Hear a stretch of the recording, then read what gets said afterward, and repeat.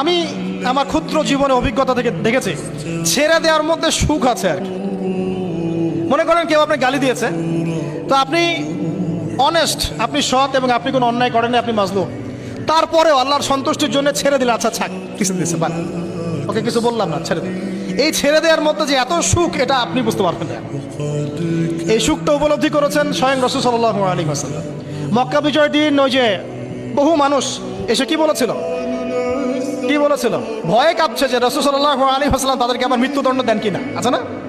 আল্লাহ নবী বললেন যে লা তাসরিবা আলাইকুমুল ইয়াউমা, তোমাদের উপর আজকে আমার কোনো অভিযোগ নাই, ওয়া আনতুমুত তুলাকা, তোমরা মুক্ত, যাও, ছেড়ে দিল। এটা শান্তি। ইউসুফ আলাইহিস সালামের ভাইরা কুয়াতে ফেলে দিয়েছিল না, সেখান থেকে মিশরের বাজারে, সেখান থেকে রাজপ্রাসাদে, সেখান থেকে জেলখানায়, জেলখানা থেকে রাষ্ট্র ক্ষমতায়। কি লাইফ ট্র্যাজেডি, লাইফের ট্র্যাজেডি দেখেছেন?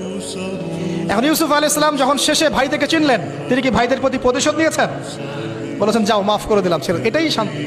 আল্লাহর জন্য ত্যাগের মহিমার মধ্যে শান্তি আছে। আল্লাহ পাক আমাদেরকে ত্যাগ করার তৌফিক দান। তাই বলে সব জায়গায় আবার ত্যাগ করা যাবে না, এটাও মাথায় রাখতে হবে।